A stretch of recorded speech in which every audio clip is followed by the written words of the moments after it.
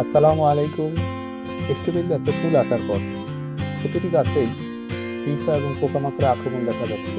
আমি পিঁপড়া এবং পোকামাকড়ের আক্রমণ থেকে বাঁচার জন্য আমার কাছে আনা ছিল ডার্স বাট 20 ইসি। এটি ক্লোরোপাইরিফিস গ্রুপের একটি ওষুধ। আমি এটি প্রতি লিটার পানিতে 1 গ্রাম পরিমাণ দিয়ে প্রতিটি গাছের গোড়া, ফুল, ফল এবং চারদিকে ভালো করে ছিটিয়ে দিয়েছি।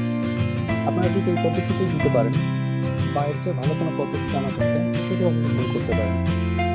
আমি ক্লোরোপাইরিফিস গ্রুপের ওষুধ দিয়ে উপকার পেয়েছি। সেটা যে কোনো কোম্পানির যে কোনো নামে তৈরি করেছে, আপনারা যে কোনো একটি ব্যবহার করতে পারেন।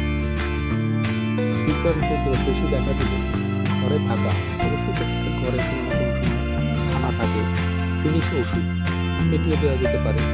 এটি গাছের চারদিকে একটু সার্কেল করে দিতে হবে, তবে এটি পানিতে ধুয়ে যায়। কীটনাশকের পরিমাণ একটু কম দিলেও সমস্যা নেই, তবে হ্যাঁ, খেয়াল রাখতে হবে ওষুধের পরিমাণ যেন বেশি না হয়, তাতে পাতা ধৈর্য যেতে পারে, ফুল নষ্ট হতে পারে, ফলও নষ্ট হতে পারে। হাত দিয়ে পাতাগুলো সরিয়ে ভালো করে স্প্রে করতে হবে, যাতে করে ওষুধ মিশ্রিত পানিটি প্রতিটি কাণ্ডে, পাতায় এবং চারিদিকে ভালোভাবে ভিজে। ফুল এবং ফল মাটির সংস্পর্শে না আসার জন্য ওই ধানের খড় বা কুটা যাই বলি না কেন এগুলো দিয়েছিলাম। এগুলো সহ ভালো করে ভিজিয়ে দিয়েছি, কেননা এর নিচে পিঁপড়া এবং পোকামাকড় বাসা বাঁধে। আমি ভালো করে ভিজিয়ে দিলাম, যাতে করে কোনো পিঁপড়া এবং পোকামাকড় এই বিষয়ে এর নিচে বাচ্চা বাঁধতে না পারে। তো আমি যে পদ্ধতিগুলো, যে নিয়মগুলো নিয়ে পালন করে আমি স্ট্রবেরি গাছের ফুল এবং ফল ভালো নিয়েছি, ওই পদ্ধতিগুলো আপনাদের সাথে শেয়ার করলাম। তবে হ্যাঁ, খেয়াল রাখবেন কীটনাশক স্প্রে করার সময় ফুল এবং ফলে যেন কোনো ধরনের চাপ না লাগে, তাতে ফুল এবং ফল নষ্ট হওয়ার সম্ভাবনা বেশি থাকে। আমি ফুল এবং ফল পাতাগুলিকে আলতোভাবে সরিয়ে সুন্দর করে চারিদিকে স্প্রে করে দিলাম। আপনারা ঠিক এইভাবেই করবেন, তাতে ফুল এবং ফল ভালো থাকবে। তো যাই হোক, অনেক কথা বললাম। এই ভিডিও দ্বারা আপনারা যদি উপকৃত হন, তাতেই আমি ধন্য।